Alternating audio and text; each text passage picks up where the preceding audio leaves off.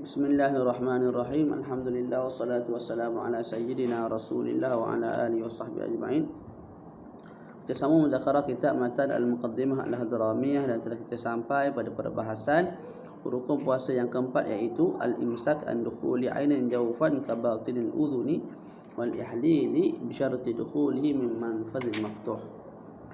Menahan diri daripada memasukkan ain ke dalam rongga seperti batin telinga, batin ihlil, dengan syarat masuknya ain itu melalui rongga yang terbuka. Okey, kita baca satu-satu insya-Allah. Menahan diri daripada dukhuli ainin, masuknya ain. Dengan makna kalau masuk ain, maka batal puasa. Kita makan nasi, masuk ain ke dalam perut, kita korek telinga sampai ke batin telinga, batal puasa. Kita buat ujian COVID, masuk ke batin hidung, batal puasa.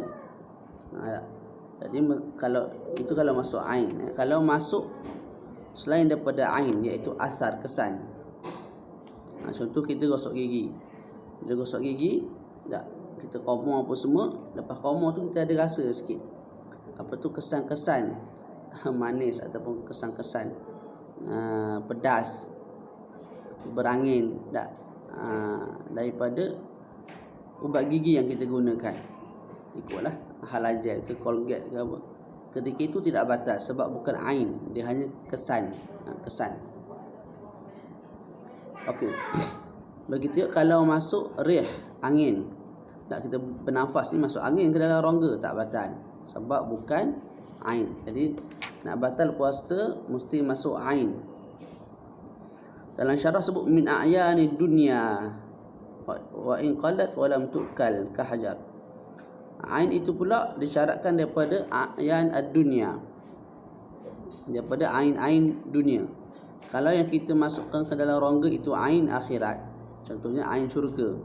Allah Ta'ala bagi karamah kepada kita, pada tengah hari bulan Ramadan datang nasi, tak biryani, daripada langit, maknanya daripada syurga lah.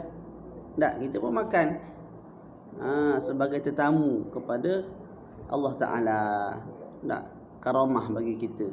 Contohlah, ketika itu batal puasa tidak batal. Sebab apa? Sekalipun masuk itu ain, tapi ain itu bukan ain ad-dunya, tapi ain al-jannah. Ain al-jannah. Dan itu dianggap sebagai satu karamah. Karamah tidak boleh membatalkan ibadah. Wal karamatu la tubtulu al ibadah. Okey. Sekalipun sedikit. Ini kalau kita makan sim-sim, biji sawi, ataupun kita makan Allahumma shalli ala sayyidina Muhammad, biji apa tu, habatus sauda yang hitam tu, tak, kita makan satu je, batal juga puasa. Ataupun kita makan benda yang tak boleh dimakan, kita makan kapas ni, tak, ataupun kita makan batu yang kecil, batal. Batal itu sama ada kita masukkan ataupun dia masuk sendiri. Sedangkan kita boleh defend diri kita daripada perkara itu masuk. Tak, kita masukkan dalam mulut, telan, batal. Ataupun orang lain masukkan, kita boleh defend, kita boleh tolak, tapi kita buat tak tahu. Tak, masuk terus ke perut, air ke apa, batal juga puasa kita. Al-imsaku an dukhuli ainin jawfan, menahan diri daripada masuknya ain ke dalam jawf, rongga yang terbuka. Jawf ni tempat yang kosong. Tempat yang kosong. Sekalipun rongga itu tidak ada kekuatan untuk menukarkan makanan kepada vitamin, ataupun menukarkan ubat, menukarkan ubat kepada apa, ataupun bahasa yang lebih mudah, walaupun jauh itu tidak ada kekuatan untuk memproses ubat dan makanan. Begitu. Itu. Contohnya masuk dalam hidung. Hidung ni batin, jauh, yang tidak ada kekuatan, kemampuan untuk memproses makanan. Telinga pun sama, batal berlaku puasa. Sekalipun masuk ke jauf yang sebegitu rupa. Tu. Jadi mesti masuk ke dalam rongga yang rongga di mana bahagian tu kosong. Tu masuk jauf. Berbeza kalau masuk sesuatu ain ke tempat yang bukan dinamakan sebagai jauf. Contoh peha kita ni tak, kita cocok dengan sesuatu ataupun kita tusuk dengan pedang, dengan pisau, tak batal puasa. Sebab apa? Batin bagi peha tidak dinamakan sebagai jauf. Begitu juga sampai kepada tulang sumsum. Tulang kita tu dalam tu ada ruang kosong. Tak. Kalau kita cocok sesuatu sampai masuk ke bahagian tulang itu, di bahagian tengah tulang itu, tak batal juga sebab tidak dinamakan sebagai jauf. Mukhu saqihi tidak dinamakan sebagai jauf. Jadi mesti masuk ke dalam jauf. Kalau masuk ke suatu tempat yang tidak dinamakan sebagai jauf, ke satu rongga, ke satu kawasan bahagian yang tidak dinamakan sebagai jauf pada sudut syarak, maka tidak batal puasa. Apa contoh bagi jauf? Kabatinil udhun, contohnya batin bagi telinga. Kalau kita buat lagu ni tak batal sebab tak masuk ke batin. Batin di dalam tu betul. Maknanya kalau guna kata tempat tu boleh sampai ke dalam tu betul lah, batal puasa. Batin telinga, kalau sekadar korek area ni tak batal. Tapi kalau masuk sampai ke area atas ni batal. Wal ihlil, begitu juga batin bagi ihlil. Ihlil ni tempat keluar air kencing bagi lelaki dan juga tempat keluarnya susu bagi perempuan, mana buah dada tu lah. Tak. Batin bagi kemaluan ni yang tidak kelihatan daripada luar. Kita tengok kemaluan tu, lubang luar tu bukan batin tu, batin dalam tu lagi. Begitu juga makhraj as-sadi, daripada luar tu kita nampak ada lubang. Kalau sekadar kita letak air kat bahagian depan itu, depan buah dada tu tak batal. Batal kalau kita cocok sampai ke dalam, air masuk ke dalam, barulah batal. Oleh sebab itulah, oleh sebab kaedah inilah ulama kita kata kalau seseorang tu bunuh diri masalah, ataupun dia ambil pisau dia tusuk diri dia, tak batal puasa.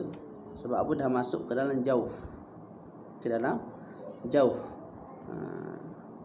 sekalipun tidak sampai ke usus.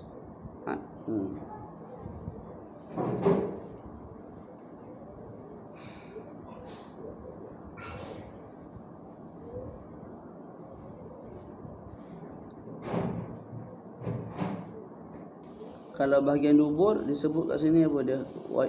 Qala Mim Ibnu Qasim wa yafturu bi mujawazati ma yadhhar min ra'si dzakar wa dubur lakinna fi dubur bi syarti an yasila ila mahallil mujawaf.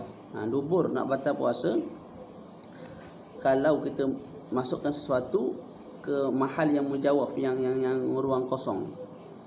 Berbeza kalau awal masrubah, ketika itu awal masrubah tidak dinamakan sebagai jauh dan tidak batal. Okey. Kalau tengok dalam ada status Ustaz Lutfi ni, dia datangkan gambar. Batal puasa kalau kita masukkan ke tempat yang dinamakan sebagai petty net line. Petty net line. Tu orang putih lah tu speaking ni gambar dia. Tak apa jelas tak? Boleh tengoklah kat status Ustaz Lutfi. Dia datangkan gambar dan digunakan bahasa moden, bahasa saintifik lah. Jadi sekadar kat luar tu, kalau kita basuh punggung tak, kadang-kadang kita korek sikit bahagian luar kan, tak batal lagi. Batal kalau masuk batin. Batin tu sampai ke peringkat petty net line, boleh. Kalau kita syak tak batal lah, sebab asal ialah sah puasa. Syak sampai ke kita korek guna jari punggung tu, sampai ke tidak ke tahap itu kita syak, maka tidak batal. Sebab al-aslu puasa mesti wujud. Jadi nak batal puasa tu mesti yakin perkara yang membatalkan itu berlaku dengan betul. Okey. Bi syarti dukhulihi min manfadhi maftuh. Masuknya sesuatu ain ke dalam jauf itu membatalkan puasa dengan syarat masuknya ataupun dimasukkan, dua-dua tu samalah, sama ada dimasukkan ataupun masuk sendiri, tak, min manfadhin maftuh, daripada manfaz yang terbuka, daripada rongga yang terbuka, daripada rongga yang terbuka. Dan juga mesti daripada zahir ke batin, daripada zahir ke batin. Okey. Jadi bila kita sebut mesti masuk daripada rongga yang terbuka, maka tak batal kalau masuk ain daripada rongga yang tidak terbuka. Apa ni dia akan sebutlah. Ini contoh. Kat jari ni ada liang aroma, kita panggil tak? Dia ada lubang kecil-kecil ni. Kalau kita sapu minyak, sikit lagi minyak tu menyerap masuk ke dalam. Kita letak air sikit lagi air tu menyerap masuk ke dalam. Jadi air masuk ke dalam. Tak, tapi tak batal.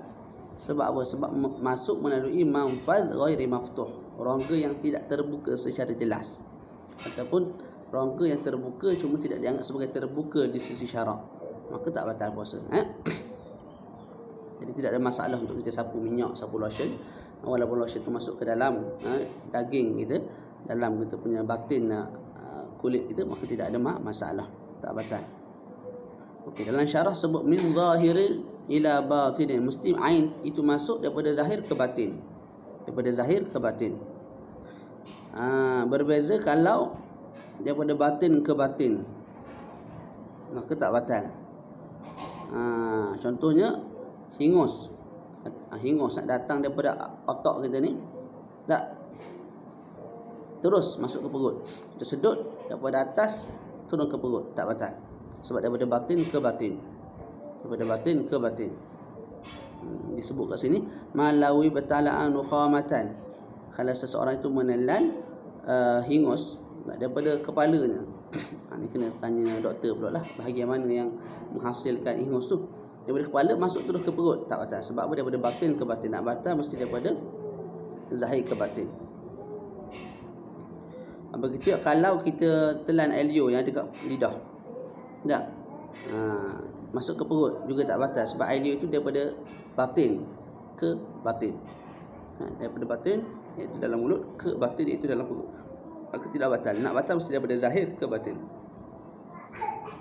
Okey. Syarat lain nak batal mesti apa? Mesti ma'al ilmi wal amdi wal ikhtiyar, mesti tahu hukumnya haram, tak, dan membatalkan puasa. Lepas tu dia makan tu secara sengaja, dia korek hidung tu sampai ke dalam tu dengan secara sengaja, dan pilihan sendirilah, bukan dipaksa. Ketika itu batal. Kalau dipaksa ataupun tidak tahu hukum dalam keadaan jahil yang ma'zur, maka tidak batal.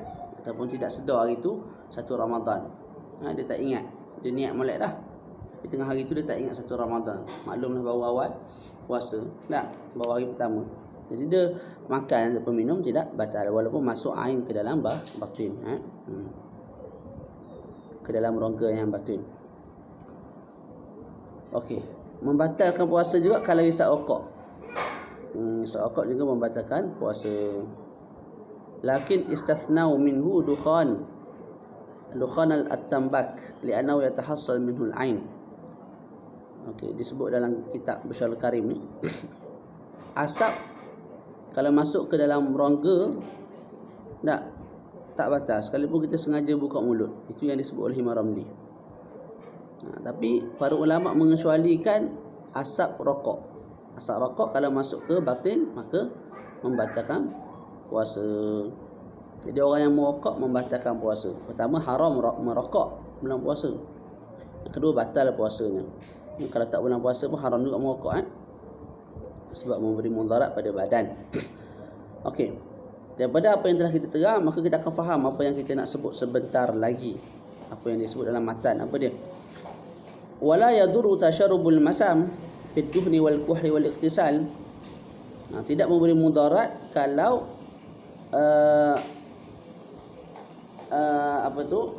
aduhan, minyak ataupun celak ataupun air mandian masuk ke dalam batin kulit melalui rongga, melalui liang rongga.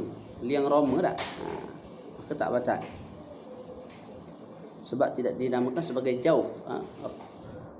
Lubang Roma ni tidak dinamakan sebagai jauf. Sekejap aku sebut lubang Roma, sekejap aku sebut apa tadi? Tak ingat nama dah.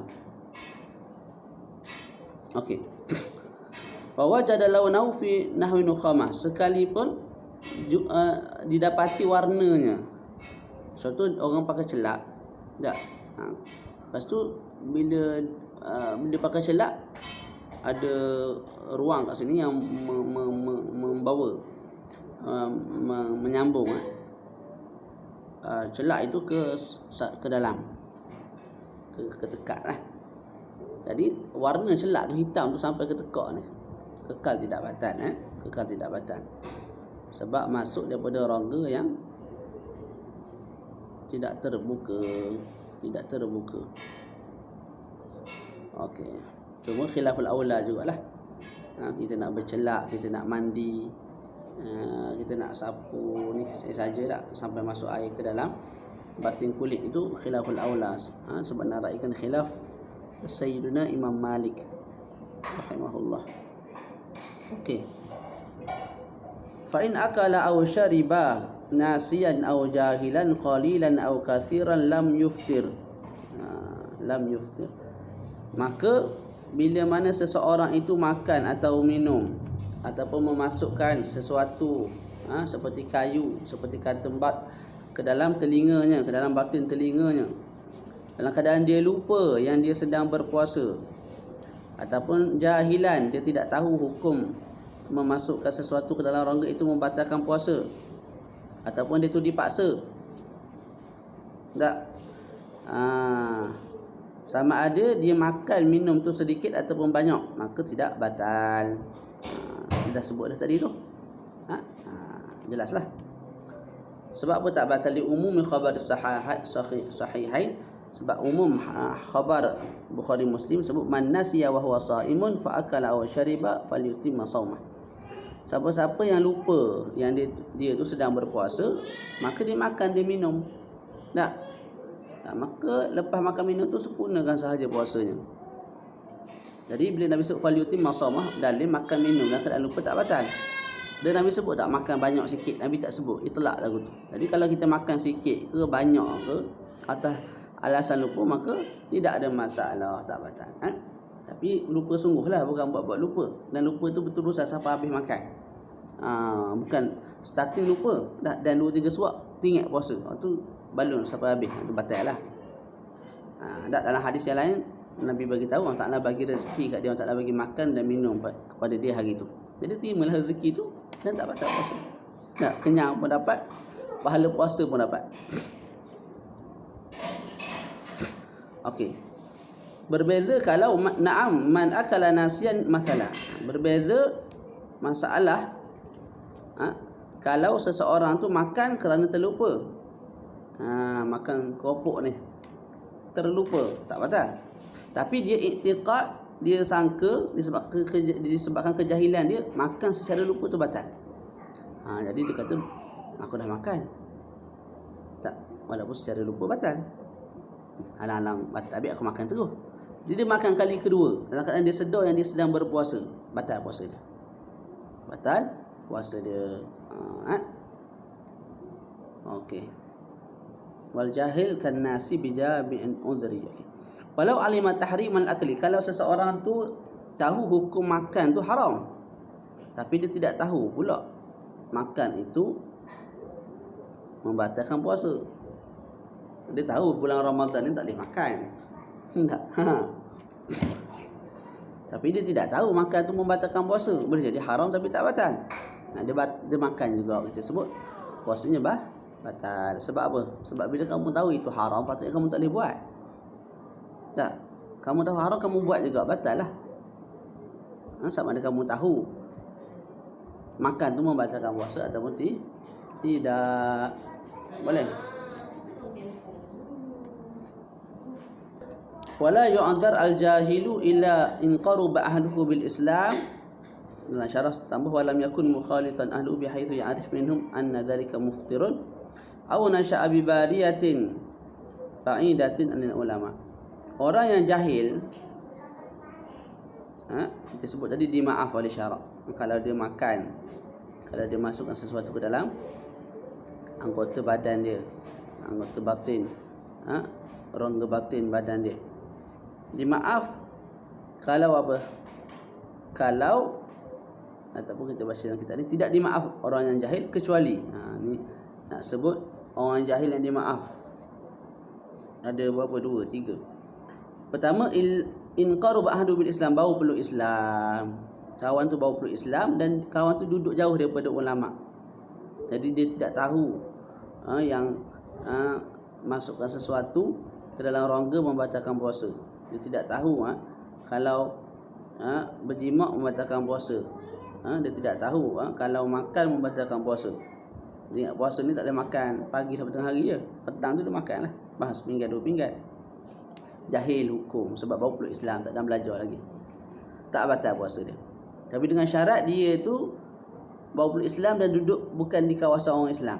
Kalau orang Cina, orang India di Malaysia duduk dengan kita, dia tahu sangatlah orang Islam ni bila puasa tak boleh makan, tak boleh minum. Tak. Orang tu peluk Islam, orang Cina tu peluk Islam. Tak boleh dia bagi alasan aku jahil hukum, sebab kamu dah tahu dah perkara tu. Ketika mana kamu berkawan dengan kawan-kawan orang Islam daripada orang Melayu. Tak. Tu. Itu yang pertama. Jauh daripada itu yang pertama, jahil yang ma'zur ialah bawa peluk Islam. Yang kedua, duduk jauh daripada ulama.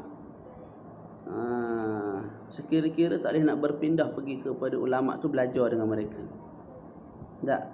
Jadi mereka tak tahu bersetubuh membatalkan puasa, mereka tak tahu apa tadi, makan membatalkan puasa, contohlah. Sampai ke tahap itu jahilnya, sebab tidak ada ulama yang ajar. Tak. Maka tak batal puasa. Yang ketiga, perkara yang dimaaf ataupun jahil yang dimaaf ialah kalau masalah itu masalah yang khafiyah, yang rumit, yang sukar, seperti memasukkan sesuatu ke dalam telinga. Tak, itu orang yang mengaji bukan nak terlepas pandang. Mereka kata tak batal. Tak, mengaji main-main ataupun mengaji sungguh-sungguh cuma terlupa. Jadi dimaaf lebih-lebih lagi pada pihak orang awam. Kalau masalah itu masalah yang khafiyah, kalau mereka lakukan tidak batal puasa. Dengan syarat jahil lah. Kalau masalah khafiyah, tahu hukum, buat juga, itu batal je lah.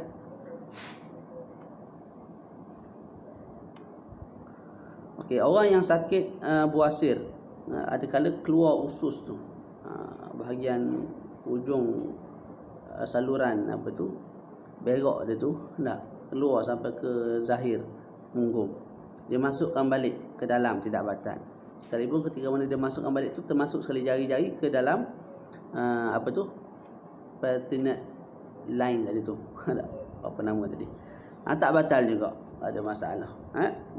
Sebab dia darurah. Okey.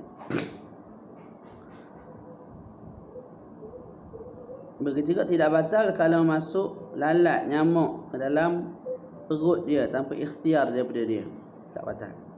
Cuma kalau dia keluarkan balik, sedangkan dia tahu hukum istiqa'ah itu membatalkan puasa, maka batal puasa dia. Dan dia berdosa. Kalau dia tahu kekalnya lalat dalam perut ni tidak memberi mudarat. Dia tak beri mudarat, patut dia tak perlu keluarkan lah, tak perlu luahkan. Dia luahkan juga, waktu tu batal puasa dan berdosa dia. Tapi kalau dia sangka, tak, dia zan perkara tu akan memberi mudarat pada kesihatan dia, ketika itu tidak tidak ada masalah untuk dia luahkan. Cuma kita sebut puasanya batal, puasanya batal dan dia tidak berdosa lah. Okey. Selesai. Wala bi ghubar at-tariq wa in ta'ammada fatha famihi. Juga tidak batal kalau masuk ke dalam jauh, tak, debu-debu jalanan ataupun debu-debu gandum, sekalipun sengaja buka mulut, sengaja buka, lepas tu masuk perkara tu ke dalam batin, tak batal. Sebab kita ambil sya'an perkara tu susah untuk dijaga, maka dimaaflah kalau masuk. Okey, kalau kita tengok itlaq musannif, maka tidak ada beza. Kalau masuk debu jalanan itu, masuk gandum itu, habuk-habuk gandum itu ke dalam batin, sama ada gandum itu sedikit tak ataupun banyak, bersih ataupun najis, maka tak batal. Dan itulah yang dipegang oleh Imam Ramli. Tapi Imam Ibnu Hajar ada perincian, katanya kalau habuk jalanan itu tak najis, maka memberi mudarat secara mutlak. Sikit ataupun banyak, kalau najis masuk batal puasa. Kalau bersih, tengok. Kalau sengaja buka mulut, maka dimaaf kalau sedikit. Kalau tidak sengaja buka mulut dan termasuk walaupun banyak, tidak batal. Okey. Wala bibal'in riq at-tahir al-khalis min ma'dinihi wa in akhrajahu ala lisani. Juga tidak batal kalau seseorang tu bal'in riq, telan air liur. Telan air liur dengan syarat air liur dia lah. Sebab tu dalam syarah Musyarikh ni sebut riquhu ataupun riqihi, telan air liur sendiri, maka tak batal. Kalau telan air liur orang lain, tak? Bini dia ludah dalam bekas, dia pun ambil bismillah, dia minum. Tak, waktu tu batal lah air liur orang lain. Ataupun dia bercium dengan bini dia, waktu bulan puasa tak, jadi ada air liur bini dia masuk dalam batin dia, dalam perut dia, batal puasa. Okey, hadis Nabi, ada sebuah hadis sebut annahu sallallahu alaihi wasallam kana yamussul lisana Aisyah. Nabi bermainlah dengan lidah Siti Aisyah radhiyallahu anhuma ketika mana bulan Ramadan. Nabi cium yang puasa, orang yang kahwin tahulah. Tak, jadi lidah bertemu lidah tu, jadi sedikit sebanyak air liur akan masuk ke, air liur isteri akan masuk ke perut suami, air liur suami akan masuk ke perut isteri. Tak? Jadi Nabi buat dalam bulan Ramadan. Ulama kita sebut Nabi cium, tak? Seperti mana hadis ni sebut, yamussul lisana Aisyah, tapi Nabi kehek balik. Maknanya Nabi tak telan air liur Siti Aisyah tu, Sayyidatina Aisyah radhiyallahu anha. Tak buat pelik lah. Tak buat pelik. Nabi manusia, Nabi manusia. Jadi perkara-perkara lagu ni tidak perlu kita nak buat hairan ataupun pelik. Fitrah manusia begitu. Tu. Jadi tidak ada masalah kalau kita telan air liur dengan syarat air liur tu air liur sendiri. At-tahir, air liur itu air liur yang bersih.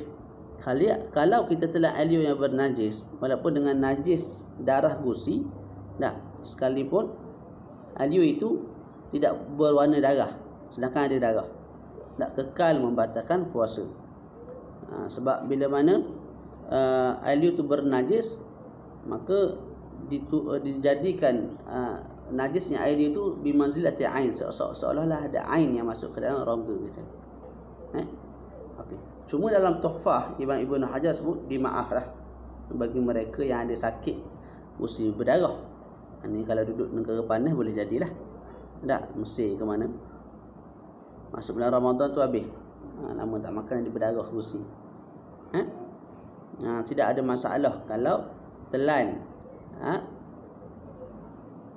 air liur yang bernajis itu sebabkan darah gusi. Kias kepada buasir. Tadi kan kita sebut kalau keluar usus kita masukkan balik tak batas. Li darurah, sini pun li darurah lah, susah nak jaga. Dan dalam mazhab kita juga ada wajhun, pendapat ashab yang mengatakan yu'fa mutlaqan. Sama ada susah nak jaga ataupun senang nak jaga, bila ada je gusi berdarah, walaupun jangan datang kat kamu, tak, dia maaf. Yang penting gusi berdarah itu air liur tu tidak warna merah. Mana warna air liur lah, warna putih. Tak, mana bersih pada sudut warnanya, sedangkan dia tu bernajis sebab kena darah.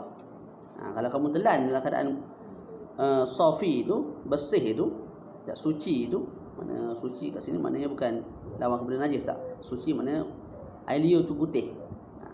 dan bernajis.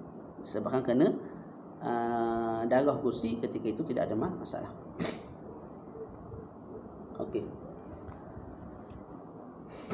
Selesai kat situ. Al-khalis, mesti air liur yang kita telan itu. Untuk tidak batal, kita sebut tadi mesti air liur sendiri, lepas tu air liur itu mesti bersih. Dan juga khalis. Khalis ni pure, air liur saja. Tidak bercampur dengan benda lain. Contoh air liur dah bercampur dengan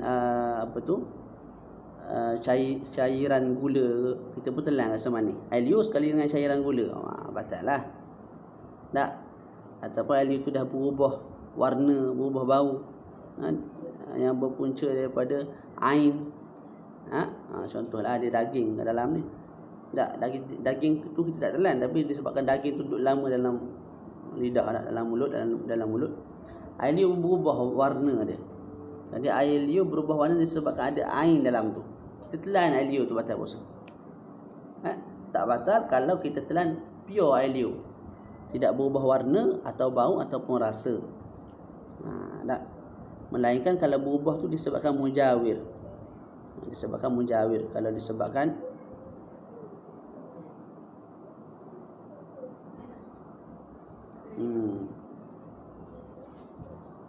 Okey, kita ulang balik. Saya silap tegang je. Al-khalis dalam baca dalam syarah, al-mukhtalitu bima taghayyara bihi launuhu aw ta'muhu aw rihuhu in nasha'at min 'ainin bi khilafi taghayyurihi bi mujawirin fala yadurru mutlaqan kama annahu yadurru bil mukhaliti mutlaqan. Terkeluar daripada perkataan matan al-khalis, terkeluar daripadanya kalau kita telan air liur yang bercampur dengan sesuatu yang mengubah warna air liur, ataupun mengubah rasa air liur, ataupun mengubah bau air liur. Tak. Ketika itu memberi mudarat. Ketika itu memberi mudarat.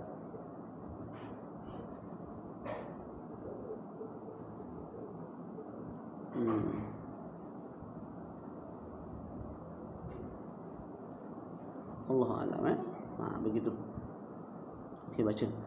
Wala bi bal'ir riq at-tahir al-khalis. Al-khalis. Kalau al-mukhtalit bi syai'in yughayyiru launahu aw ta'ma ar-riq ataupun rih ar-riq, maka yadur. Min ma'dinihi. Kalau kita telan air liur itu daripada ma'din. Ma'din sini maksud dia apa? Ma'din sini maksud dia ialah mulut kita ni, keseluruhan mulut. Jadi kita telan air liur daripada mulut ke dalam, tak batal. Berbeza kalau kita telan air liur daripada luar. Contoh ni sugi. Ada air liur tadi sikit sini, kita pun bersugi, kita telan air liur yang ada dekat sugi tu, batal puasa. Ataupun air liur yang ada dekat bibir ni, tak, kita buat lagu ni, kita keluarkan lidah, nak tarik air liur yang ada kat sini, kita telan, batal. Tapi kalau air liur yang sipi-sipi, yang tepi-tepi dekat-dekat tempat kita tu tak ada masalah lah, dimaaf. Yang tak dimaaf tu, air liur tu duduk kat luar ni betul, zahir ni betul, kita pun tarik dengan lidah masuk ke dalam, batal. Tapi kalau yang tepi-tepi ni, tak, mana walaupun dia anggap sebagai zahir, tapi terlalu rapat dengan tempat kita kepit bibir, tak, itu susahlah nak jaga supaya air liur yang kat situ tak masuk ke dalam. Itu tak ada masalah, dimaaf lah. Tu.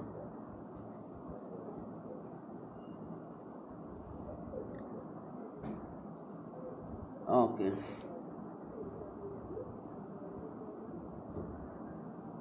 Selesai kat situ. Wa in akhrajahu ala lisani, sekalipun dia keluarkan air liur itu daripada lidahnya, daripada mulutnya. Tak. Dia kumpul air liur kat lidah dia pun buat keluar macam ni. Jadi bila dia buat lagu tu, tak, air liur dah kat luar, dia pun masukkan balik. Lepas tu dia telan, tak batal. Sebab apa? Bila dia keluarkan lidah dia tu, air liur kekal duduk atas lidah. Dan lidah tu termasuk mulut, maka dia kekal daripada batin ke batin, maka tak batal. Bukan daripada zahir ke batin.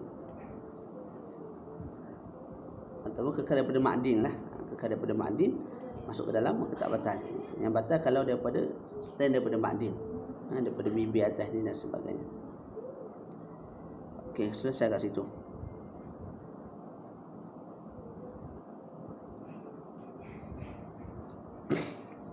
Baca, wa yuftiru bi jaryi ar-riq bima baina asnanihi bi qudratihi ala majhihi wa bin nukhamati kadzalik.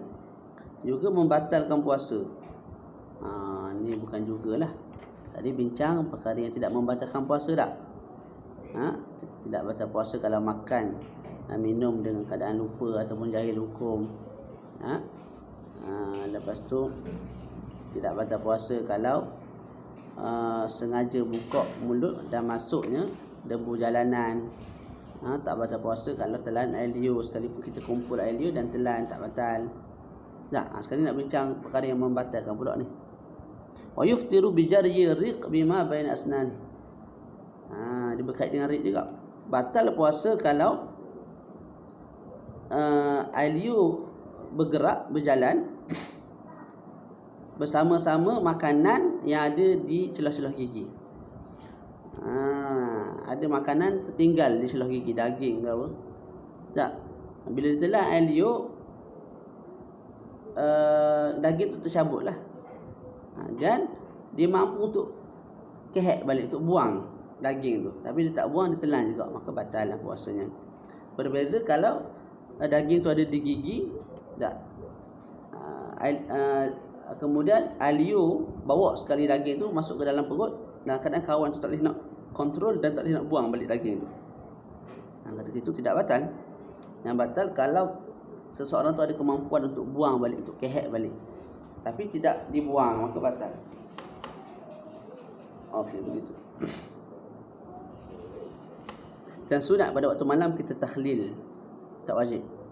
Takhlil tu apa? Kita ambil kayu yang kecil tu, kita pun buang baki-baki yang ada pada gigi kita. Baki-baki makanan lah. Tidak wajib takhlil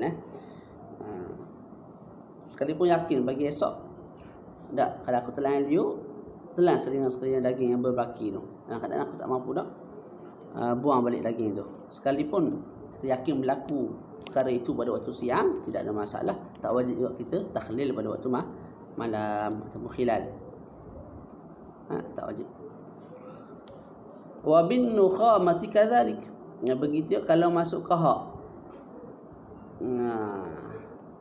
juga membatalkan puasa. Bila kahak itu dah sampai kepada hak zahir daripada mulut. Hak zahir daripada mulut apa dia? Dia sebut dalam kitab ni tak?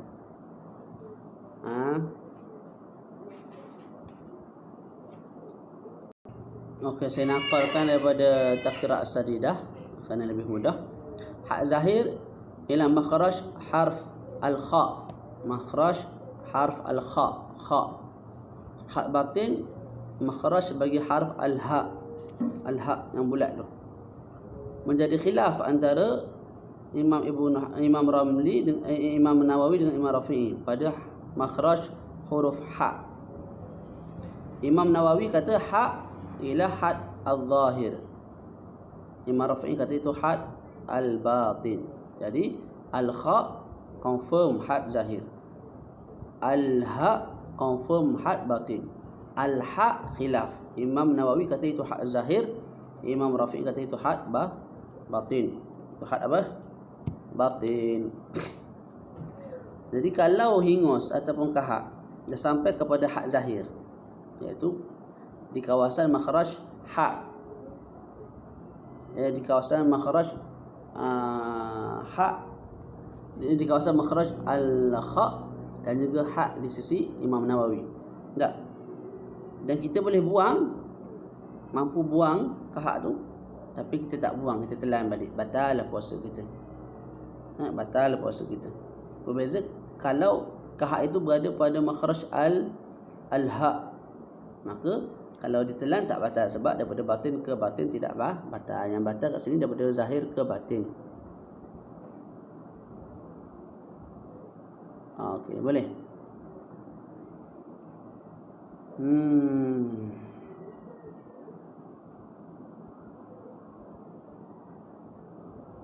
Okey.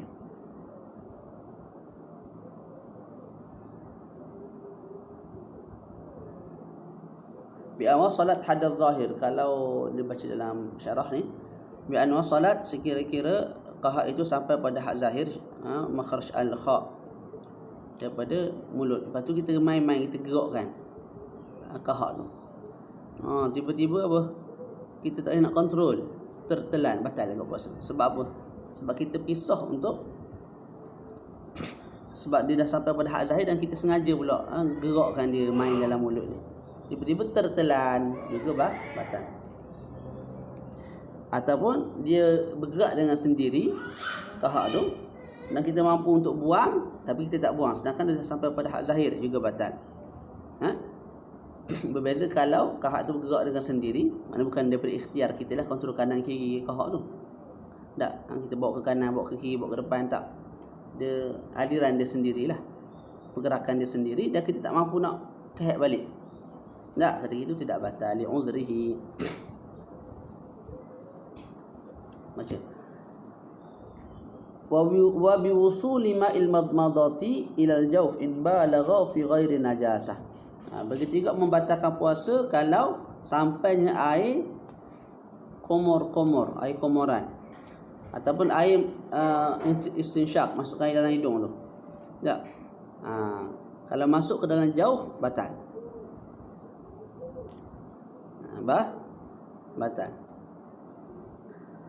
Batal tu pula in balagha fi ghairi najasah, kalau seseorang tu mubalaghah dan bukan untuk membersihkan najasah. Kita tengah puasa tidak dituntut untuk berkomor-komor dan masukkan air dalam hidung ketika berwuduk dalam keadaan mubalaghah, melampau-lampau. Hanya dituntut untuk sekadar masukkan air yang biasalah dalam mulut dan juga dalam hidung, tak perlu melampau-lampau. Jadi melampau-lampau ketika berkomor dan juga ketika masukkan air dalam hidung pada bulan Ramadan dilarang. Kita buat juga, kita ambil air, kita tu sedut sungguh, tiba-tiba sampai ke batin, air tu sampai ke perut, walaupun tidak sengaja, tapi disebabkan masuk itu disebabkan kamu mubalaghah, dan mubalaghah itu dilarang oleh syarak, batal puasa. Fi ghairi najasah, kalau bukan untuk bersihkan najis. Dengan mana kalau untuk bersihkan najis tidak batal. Ada najis dalam mulut, tak, kita pun, contoh kita muntah, jadi bernajis mulut, kita pun bersungguh-sungguh sikitlah, mubalaghah, tak, berkomor tu bergeria, termasuk ke dalam, tak batal. Air termasuk ke dalam perut, tak batal. Sebab mubalaghah untuk bersihkan najis dituntut oleh agama. Maka kalau berlaku sesuatu yang membatalkan puasa disebabkan perkara yang dituntut, maka tidak batal juga puasa itu. Dia ada kaedah nanti kita baca.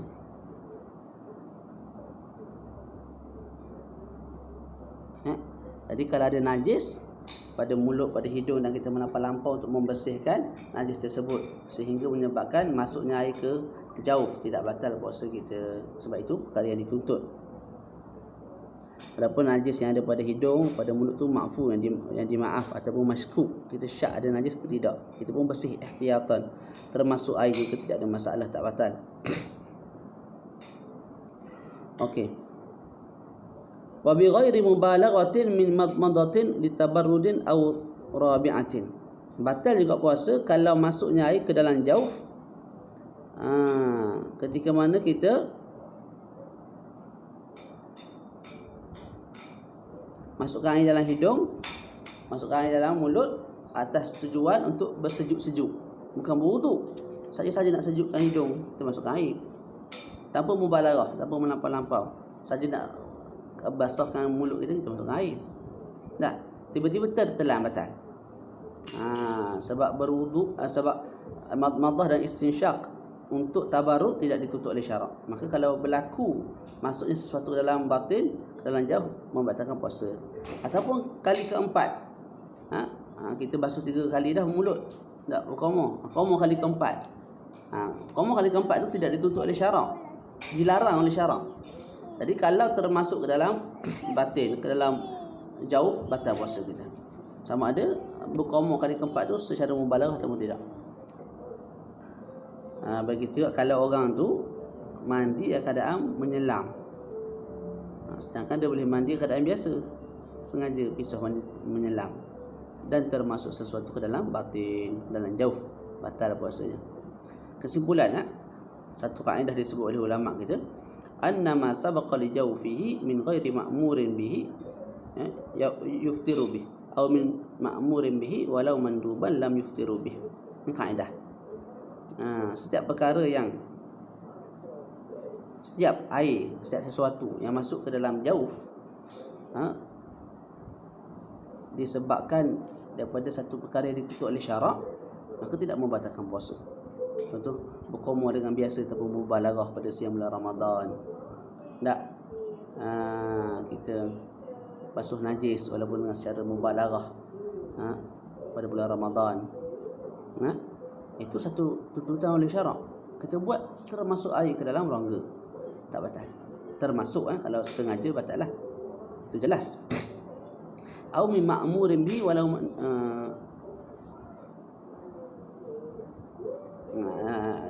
terbalik kaedah ni kita baca tadi. Tak ada masalah lah.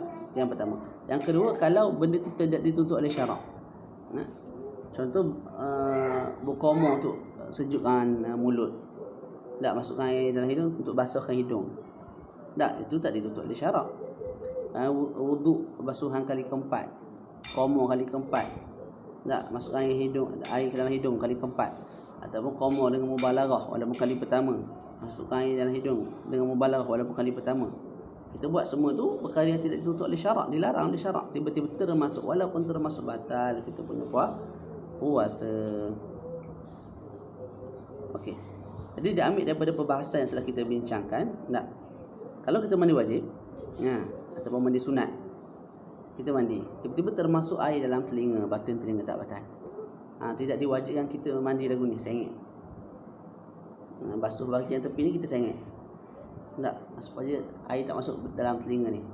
Nak basuh telinga, basuh bahagian ni pula kita sengit supaya air tak masuk kat dalam telinga ni. Tak wajib kita sengit-sengit tu, tak wajib. Mandi macam biasa, kalau termasuk juga air tidak ada masalah, sebab mandi yang kamu buat tu dituntut. Mandi yang dituntut iaitu mandi wajib ataupun mandi sunat.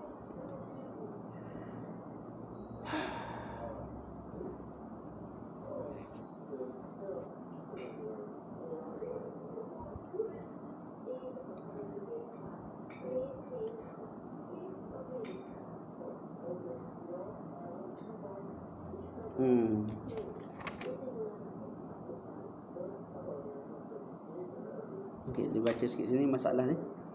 Wa yahrumu aklu syak akhiral nahar la akhiral lail. Masalah orang yang syak. Dah waktu petang dah dia syak, masuk ke malam ke belum. Kalau dah masuk malam, masuk maghrib, dia nak buka. Tapi kalau masih siang dia tak boleh nak buka dah. Dia syak. Tak boleh tak dia makan, haram. Sebab asalnya ialah masih siang. Jadi mesti yakin betul dah malam baru boleh makan. Ataupun zon dah malam dengan, dan zon itu terhasil daripada ijtihad baru boleh makan. Okey.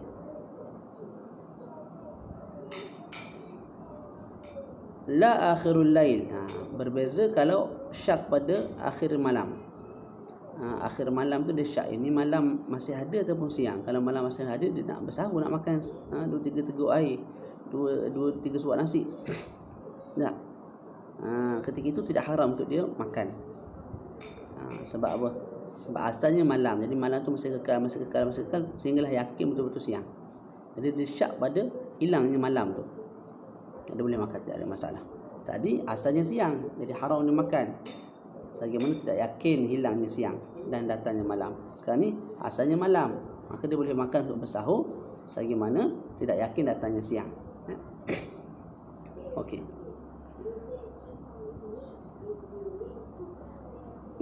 Bacalah. Wa bitabayyunil akli naharan. Begitu juga batal puasa kalau terzahirlah bagi seseorang itu yang dia makan pada waktu siang. Kita sebut seseorang tu nak berbuka, tak boleh kalau dia yakin dah masuk maghrib, dia berbuka, tak ada masalah, boleh. Ataupun dia zon, sangkaan berat dia 90% masuk dah maghrib ni. Dan zon dia tu berpunca daripada ijtihad dia. Dia tengok matahari dah gelap sangat dah ni, nak kat luar tu. Jadi dengan zon dia dia pun makan. Okey. Zon tu tak yakin. Nama pun zon. Okey, zon tu kalau berbetulan dengan apa yang dia sangka, maknanya memang dia sangka malam, realiti pun malam, maka puasanya sah lah, sebab dia makan ketika waktu memang dah malam. Tapi kalau berbeza zon dia tu, dia zon malam, tak, tiba-tiba dia tahu lepas tu masih siang, dia makan awal 2-3 minit sebelum berbuka, tak? Ketika itu kita sebut la ibrata bidzanni al-bayyin khata'. Tidak ada ibrah dengan zon kamu bila zon itu yakin salah. Dengan makna kamu batal puasa. Kamu batal puasa, cuma tak berdosa lah. Dia makan tak berdosa sebab dia makan atas dasar zon yang hasil daripada ijtihad. Tapi bila zon itu yakin salah, maka batal puasa, kena qada nanti. Okay, kalau dia zon dah malam, zon tu juga berpunca daripada ijtihad, tak? Lepas tu dia tak tahu apakah sudah aku makan tadi betul-betul malam ke ataupun masih siang. Puasa dia kekal sah lah kalau tak tahu keadaan dia makan tu betul dengan malam ke ataupun masih siang. Sedangkan ketika dia makan dia zon dah masuk waktu maghrib, tidak ada masalah, sah puasanya. Okey. Seterusnya, masalah yang seterusnya, kalau orang tu tidak ijtihad. Tidak ijtihad. Dekat-dekat nak maghrib tu dia tak fikir apa, dia ambil dia makan. Macam mana hukumnya? Pertama kita sebut perbuatan yang dia buat tu haram. Sebab dia tak ijtihad dulu, tidak tarayus, tidak berhati-hati, tidak ijtihad dulu, tidak pastikan dengan baik, waktu dah masuk, jadi berdosalah. Okey, puasa sah ke tak? Tengok keadaan. Kalau dia main makan je, tiba-tiba memang kena sungguh waktu malam, maka sah puasa dia. Tapi kalau dia main makan dan realitinya memang masih siang, dah mungkin pukul 7 baru azan, pukul 7:05, batal puasa dia, kena qada. Dan dia berdosa. Ala kilal halain, sama ada dia makan secara tanpa ijtihad itu, secara hujub itu betulan dengan malam ataupun tidak berbetulan dengan malam, dia akan berdosa. Cuma kalau berbetulan dengan malam, puasa dia sah. Sebab dia memang dia makan berbuka pada waktunya. Kalau dia makan pada waktu yang masih siang, pada waktu siang, maka puasanya batal dan berdosa lah. Okey. Kena ada kitab di hadapan, supaya boleh rujuk, boleh baca balik. Jangan dengar je. Perbahasan kali ini kita tak boleh nak dengar saja, tak boleh, mesti ada kitab. Allah. Okey. La bil akli mukrahan. Tidak kalau makan secara dipaksa. Dipaksa makan. Tak. Ketika itu tak batal. Kalau dipaksa jimak, kalau jimak yang halal tak batal puasa. Walaupun sebahagian kata batal, tapi yang muktamad tak batal. Kalau dipaksa zina, sebenarnya kita sebut dah, kalau dipaksa zina, berzina kekal puasanya batal. Jadi beza antara jimat halal dengan jimat haram. Jimat halal dipaksa tak batal, jimat haram dipaksa tidak batal. Okay. Jadi makan tidak batal kalau dipaksa, dengan syarat memang dia makan tu kerana dipaksa semata-mata, bukan ada kehendak dalam hati. Dia memang lapar sangat dah, memang nak makan sangat-sangat dah, kebetulan mari orang paksa dia, dalam hati dia mujur, baru ada orang paksa, puasa aku sah. Waktu tu batal puasa dia kalau dia makan. Sebab apa? Memang ada kehendak hati nak makan dan disokong oleh pasangan orang lain, batal. Ataupun dia tengok bini dia geram daripada tadi dah, daripada pagi tadi dah. Dah masuk tengah hari tu tak tahan dah. Dia nak pergi dah kat bini dia, tiba-tiba mari pula orang paksa suruh jimat bini dia. Tak jimat dua tu dia tembak mati. Tak. Dia pun berjimat dua orang tu. Dalam keadaan suami atau isteri memang nak. Maka siapa yang nak tu batal lah puasa dia. Tu ada syahwat nafsihi. Selesai. Jadi itulah rukun puasa. Ada 4 rukun dalam kitab ni. Tak, dia sebut ada 4 rukun.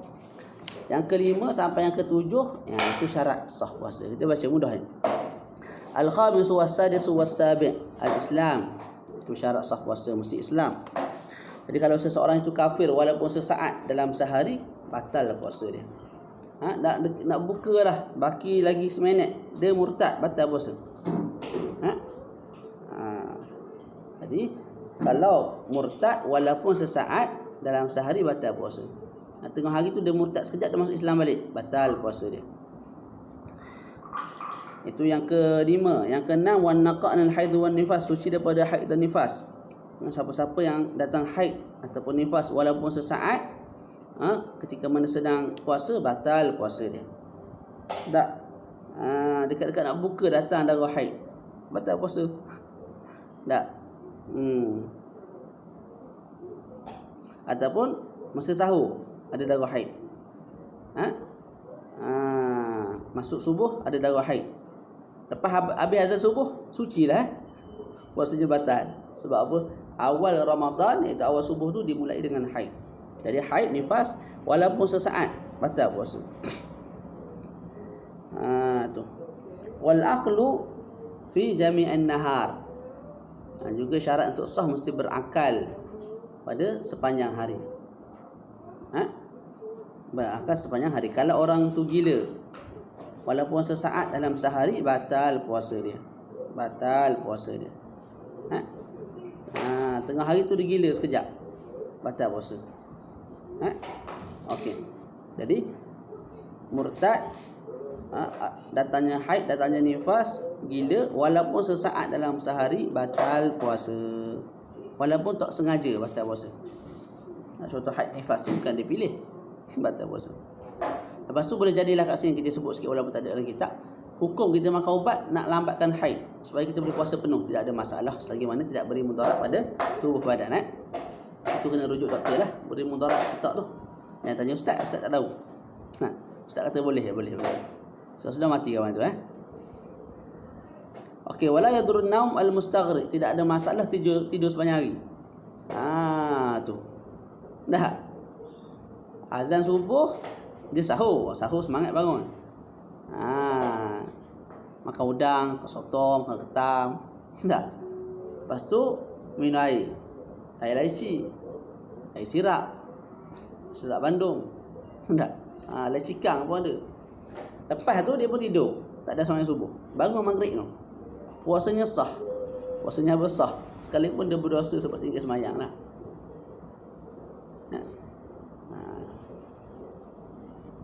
Boleh. Selesai kat situ. Wala yadur al-ighma' was-sukr in afaqa lahzatan fil nahar. Jadi khilaf panjang ni antara Imam Ibnu Hajar dan Imam Ramli. Tak apa kita baca. Tidak ada masalah kalau pengsan ataupun mabuk. Kalau sedar walaupun satu ketika, satu saat pada waktu siang. Okey. Itu disebut dalam matan. Dalam matan ini menceritakan tentang mabuk dan pengsan yang tidak sengaja. Yang sengaja lepas ni kita akan bincang. Jadi kalau mabuk dan pengsan secara tidak sengaja, contohnya diingatkan air tu ubat, diminum rupanya agak. Tak, mabuk kawan tu. Tapi malam niat dah puasa, pagi tu mabuk, sampai pukul 12 ke sampai pukul berapa. Ataupun dia makan ubat, termakan ubat, pengsan. Jadi pengsan pagi tu, pagi Ramadan. Okey. Mabuk dan pengsan yang tidak disengajakan tidak membatalkan puasa kalau dia sedar walaupun sesaat dan sehari. Maknanya dalam pukul 12 dia sedar sekejap, boleh 5 minit, lepas tu dia pun pengsan balik, mabuk balik. Tak. Puasanya kekal sah. Kekal apa? Sah. Okey.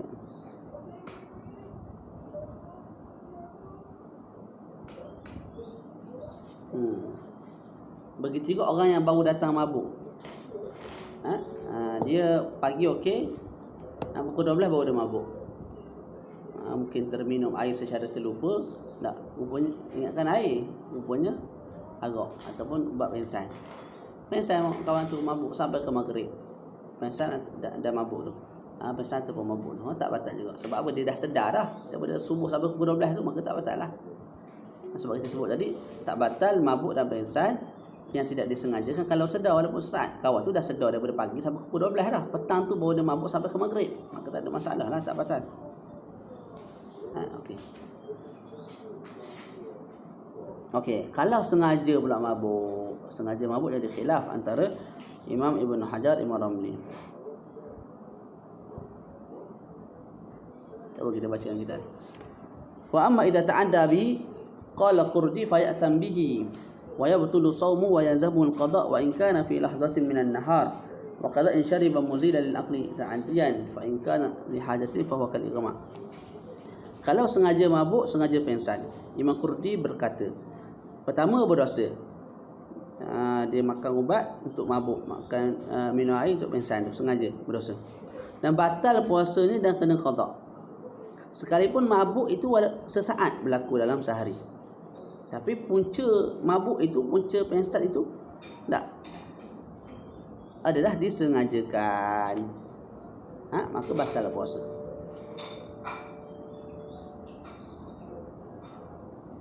Itu yang disebut oleh Al-Qurdi.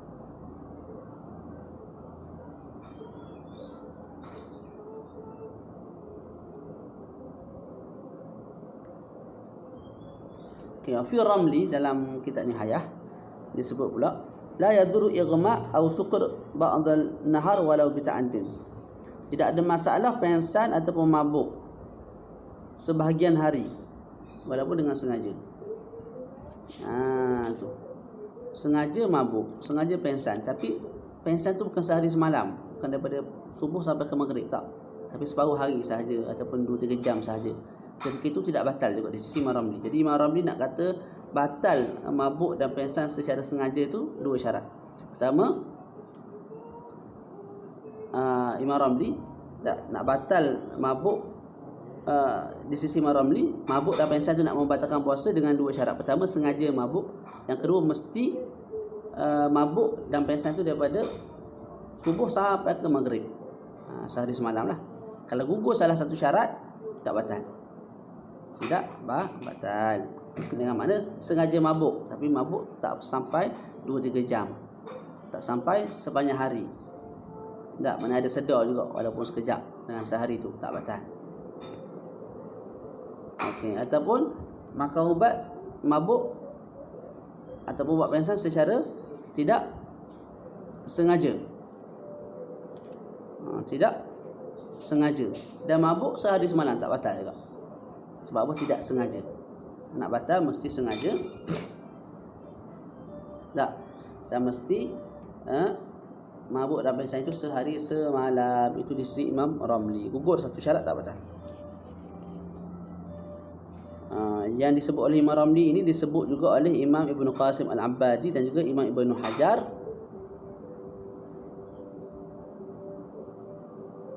dalam Syarah Al-Irsyad.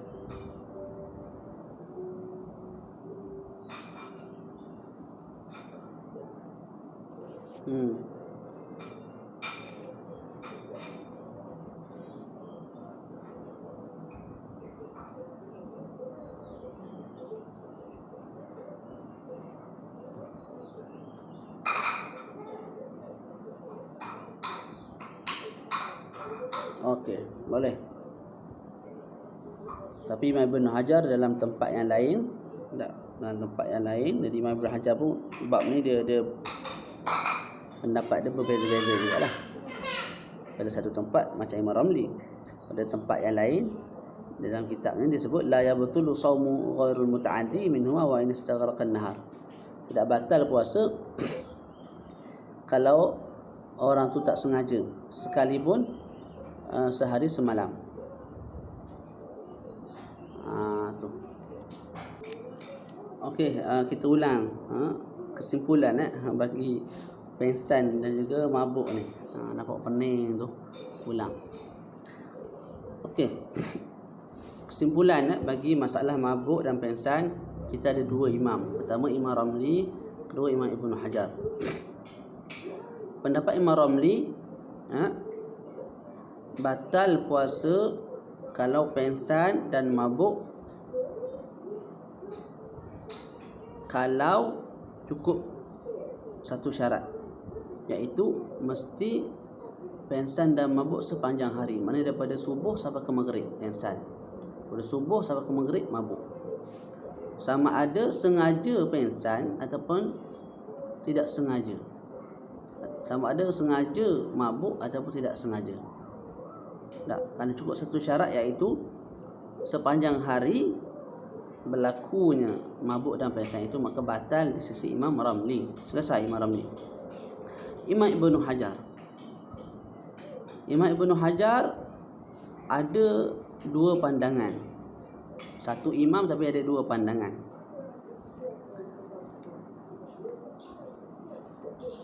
Okey. Pandangan pertama beliau mengatakan nak batal puasa dengan mabuk dan pensan mesti cukup dua syarat.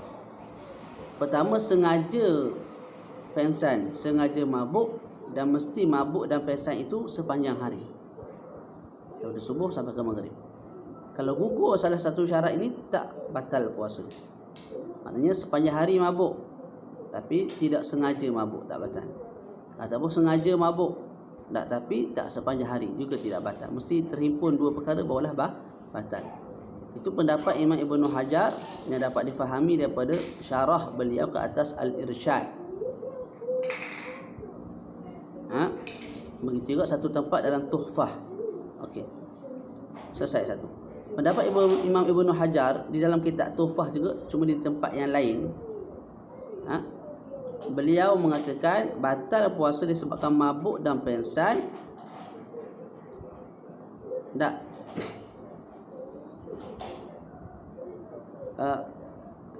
Kalau sengaja, yang pendapat kedua Imam Ibnu Hajar ni buat perincian, sengaja dan tidak sengaja. Kalau sengaja mabuk, batal puasa walaupun mabuk sesaat dalam sehari. Kalau sengaja pensan, maka batal puasa walaupun pensan sesaat dalam sehari. Kalau sengaja. Kalau tidak sengaja mabuk, tidak sengaja pensan pula, tak batal kalau mabuk dan pensan sepanjang hari.